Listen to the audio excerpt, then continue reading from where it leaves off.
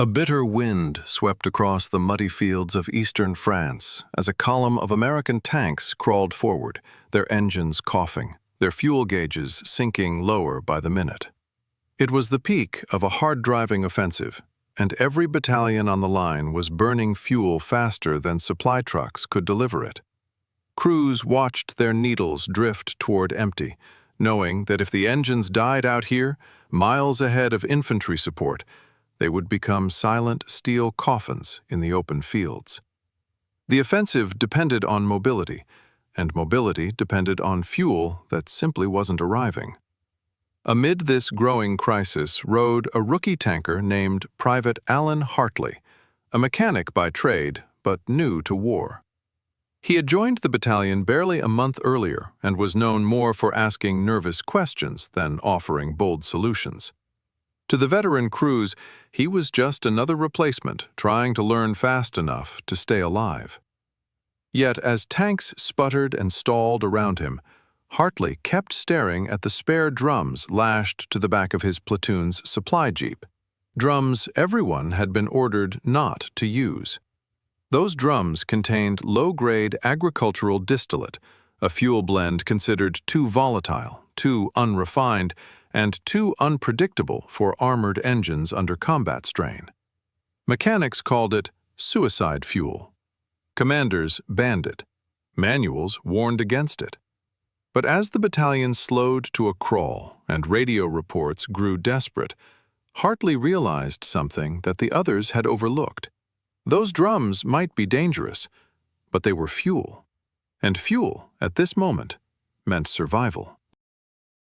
Cold rain hammered the tank hatches as the battalion commander shouted over the radios, demanding updates from every crew still moving. Engines coughed and sputtered their last fumes as the tanks rolled into a low valley where mist clung to the treetops. The offensive had been timed to punch through the lines before enemy armor regrouped, but without fuel, even the most powerful tank was just a stranded target. Crewmen stepped out, staring at the fog as if expecting the enemy to appear through it any second. Private Hartley climbed onto his platoon's Sherman, wiping wet mud from the engine deck. He had noticed earlier that the engines weren't seizing, they were starving. The strain wasn't mechanical, it was purely fuel starvation. That meant if they found any combustible source, even briefly, they might keep the engines running long enough to get back into supply range. His hands hovered over the rusting metal drums no one wanted to acknowledge.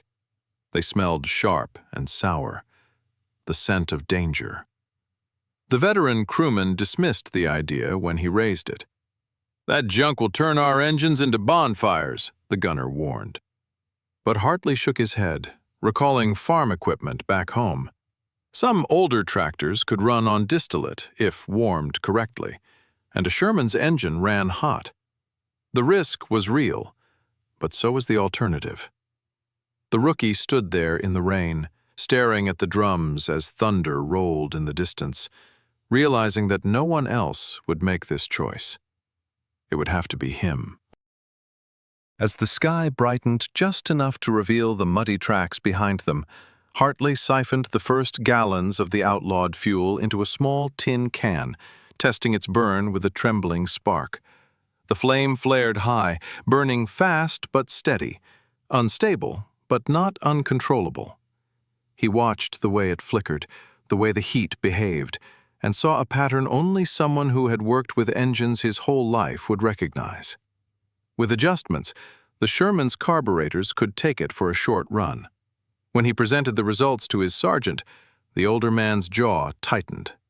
Orders were explicit: no unauthorized fuel. But with half the battalion already stalled behind the line and reconnaissance reporting enemy armor shifting nearby, the sergeant knew they were out of time. He gave Hartley 5 minutes. If the engine caught fire, they would abandon the tank immediately. The crew climbed inside, strapping in like men preparing for a crash landing. Hartley poured the first measured amount into the fuel system, praying the engine wouldn't detonate. He hit the ignition. The Sherman shook violently, coughing like a dying animal. Flames briefly sparked at the exhaust ports. The loader screamed, but then the engine roared back to life with a deep, uneven growl that filled the valley. It wasn't smooth, but it was running. Against every rule, every manual, and every bit of common sense, the rookie's trick had worked. Radio chatter crackled with disbelief as Hartley's tank began rolling forward, its engine sputtering but pulling the 70,000-pound machine across the muddy field. The battalion commander demanded to know what they had done. Before anyone could lie, the truth came out. Unauthorized fuel, unstable, untested. Silence followed. Then an order. If the tank kept moving for 10 more minutes without destroying itself, the rest of the stalled platoon would attempt the same. Hartley walked tank to tank, showing crews how to warm the engines gradually, how to throttle gently to avoid backfires, and how to balance the mixture to keep the flames suppressed. The veterans who had ignored him earlier now listened as if he were the only man with answers. One by one, engines coughed, groaned, and growled themselves awake, each tank trembling under the strain of fuel it was never designed to burn. Soon the valley echoed with the sound of dozens of engines reviving, like a herd of beasts stirred from sleep. The battalion's morale surged. The impossible was happening. 40 tanks, once stranded, were crawling back into the offensive. Hartley watched them line up in the haze, their exhausts belching acrid smoke, and felt something new settle in his chest. Responsibility. The battalion moved slowly at first, afraid that any sudden jolt might cause an engine to ignite. Tanks rolled in a careful line along a forest road, their drivers whispering to the machines as if coaxing temperamental horses. Hartley rode outside on the rear deck of his Sherman, the cold wind cutting into him as he listened to the rhythm of the engine. Every sputter mattered. Every change in pitch could mean trouble. Enemy artillery had been reported ahead, and the battalion needed to cross a narrow river bridge before it came under fire. With standard fuel, the armored column could have reached it in minutes. Now, each tank moved like a wounded giant, smoke trailing behind them in long, drifting plumes. Yet they moved, and that was all that mattered. Crews leaned out of turrets, glancing with rising hope at the tanks beside them that had been silent husks just hours before. But the road soon turned uphill, and that was where the danger truly began. Climbing meant strain. Strain meant heat, and heat meant ignition. Hartley wiped sweat from his brow despite the cold as the Sherman groaned under the incline. He signaled the driver to ease the throttle, forcing the tank into a slow crawl. They would make it, but only if every tank followed the same fragile rhythm. Halfway up the slope, the first engine backfired loud enough to echo through the trees. Flames flickered from an exhaust pipe, illuminating the trees like a flash of lightning. The crew inside panicked, hammering the fire suppression system. Hartley leapt from his tank and sprinted toward them through the mud, shouting instructions over the roar. The loader grabbed an extinguisher and blasted the engine vents, while Hartley adjusted the throttle manually. The tank settled. The flames died. Everyone exhaled. But the danger wasn't gone. Each engine was teetering on the edge of failure, surviving only because Hartley knew exactly how far the unstable fuel could be pushed without tipping into disaster. It was a deadly balancing act, and the column still had miles to go. They pressed on through the forest, engines coughing in unison, each tank throwing off a bitter smell that clung to the cold air. Birds fell silent as they passed. Mud slapped at the treads. The forest seemed to pulse with tension. Yet every time a tank sputtered or faltered, Hartley was there, guiding the crew through the adjustments that kept the machine alive. And as they neared the ridgeline, the radio crackled with an urgent message: enemy armor ahead. Enemy reconnaissance vehicles had spotted the American column, and a small armored force was moving toward the ridge to cut them off. With their engines weakened and running on a volatile mixture, the American tanks could not fight at full strength.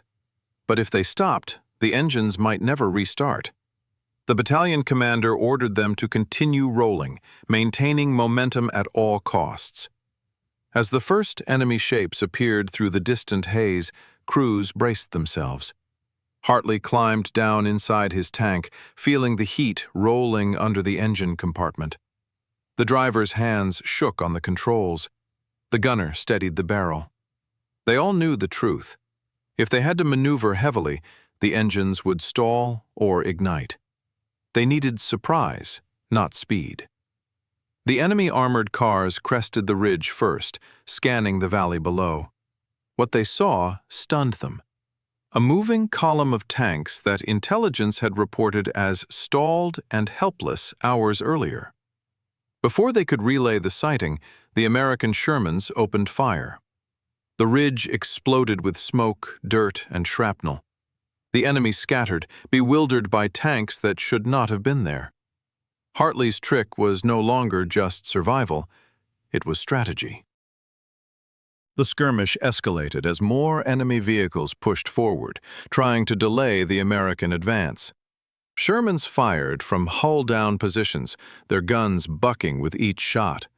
Every recoil shook the engines, sending vibrations through the fuel lines that made Hartley flinch. But the tanks held. The unstable mixture burned hot and dirty, pouring thick smoke behind them that obscured their positions and confused enemy spotters.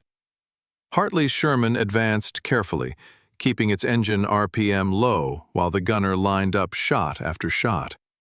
The rookie's mind raced through every mechanical detail he knew, listening for knocks, feeling for hesitation, gauging how close the engine was to its breaking point. In the chaos of battle, he was no longer just a replacement. He was the heartbeat of the machine. Then a shell slammed into the dirt just feet from the tank, jarring the chassis hard enough to stall the engine. Panic surged inside the turret. The driver tried to restart it, but the unstable fuel choked the carburetor. Hartley shoved the man aside, adjusted the mixture, and turned the ignition. For a moment, nothing happened. Then the engine roared back to life, just as another shell screamed overhead. The battalion broke through the ridge after a fierce exchange, pushing the enemy into retreat. But victory brought new danger. They were now committed to a long stretch of open farmland with no cover. If the engines failed here, the tanks would be easy prey. The commander ordered maximum caution. Speed was sacrificed for survival. Hartley rode in the loader's seat, his hands trembling from exhaustion as he monitored the Sherman's readings. The smell of the unrefined distillate filled the turret, burning the crew's throats and eyes. Every mile felt like a battle of its own. But morale surged with every field they crossed, because now the 40 tanks were not just moving, they were winning. As they reached a small farming village, civilians waved from doorways, astonished to see the armored columns still rolling. The battalion halted only long enough for Hartley to check the engines personally. The rookie moved from tank to tank, covered in soot and sweat, teaching veteran mechanics how to adapt the fuel mixture on the fly. For the first time, the men looked at him not with doubt, but respect. Night settled across the valley, and the tanks pulled into a grove of trees to conceal themselves. Fires were forbidden. Any spark was too dangerous. Crews sat on their hulls in the cold, eating in silence as the engines clicked and cooled. The battalion commander summoned Hartley to his command tent, the flap snapping in the wind as the rookie entered. Inside, the map of the offensive lay spread across a crate. The commander pointed to a marked supply point 20 miles ahead, the only location where they could refuel properly. Without reaching it before dawn, the tanks would be trapped behind enemy lines. Hartley studied the terrain, recognizing every incline and every stretch that might strain the engines beyond their limits. He explained the route they would have to take, the speed they must maintain, and the exact throttle technique needed to keep the volatile fuel from igniting. The officers listened, taking notes from a private who, just a day earlier, had been invisible among the ranks. When he finished, the commander gave a simple order. "At first light, you lead us." Frost clung to the Sherman hulls as dawn crept over the horizon. Engines rumbled back to life in uneven waves as Hartley walked the line, listening to each tank like a doctor checking patients before a long march. Steam drifted from exhaust pipes as the column formed up, the treads grinding softly in the early morning quiet. The battalion rolled out, following the rookies' selected path along low farmlands and shallow ravines to avoid steep climbs. Hartley's tank led the way, every movement measured, every throttle shift deliberate. The fuel mixture burned hotter in the morning cold, and more than once Hartley had to adjust the settings to prevent the engine from surging. As they neared the supply point, enemy patrols appeared along the distant hedgerows. The tanks could not stop to engage.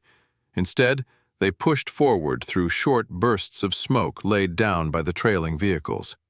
The engines strained, sputtered, and growled, but they kept moving, each mile a testament to the rookies' forbidden solution. The final stretch to the supply point ran along a narrow dirt road flanked by tall hedges. It felt like a funnel, a perfect place for an ambush.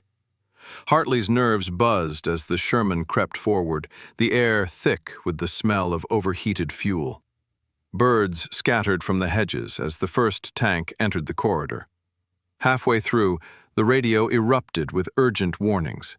Enemy infantry moving in from the right, preparing to fire rockets at the column. The tanks couldn't maneuver quickly. One sudden throttle surge would ignite the engines. Hartley knew they had one option: maintain speed and trust their armor. The enemy fired. Rockets streaked toward the column, exploding against the hedges and road. The tanks pushed through the smoke, treads grinding over shattered branches. Inside the turret, Hartley felt every explosion as a punch through the hull, but the engines held. The corridor opened, and beyond it, the supply point finally appeared. Exhausted crews cheered as they rolled into the supply area, their tanks rumbling to a stop beside long rows of fresh fuel drums. Mechanics rushed to inspect the engines, stunned to discover they had been running on agricultural distillate for nearly a full day. The battalion commander ordered every man to gather around, as Hartley stood awkwardly beside his Sherman, unsure of what to expect. The commander announced the truth. Without the rookies' unsafe idea, the entire armored battalion would have been stranded and destroyed before reaching safety. 40 tanks were alive because one inexperienced mechanic understood engines better than fear. Crews clapped him on the back, some laughing, some shaking their heads in disbelief at the impossible journey they had survived. That night, as real fuel flowed into the tanks and the engines finally cooled safely, Hartley sat alone on the hull of his Sherman, watching the stars. He had come to war afraid he might be a burden. Instead, he had kept an entire battlefield moving. His trick was never written into manuals. It was never taught in training. But for one desperate day in the cold mud of France, it had changed the fate of 40 tanks and the men inside them.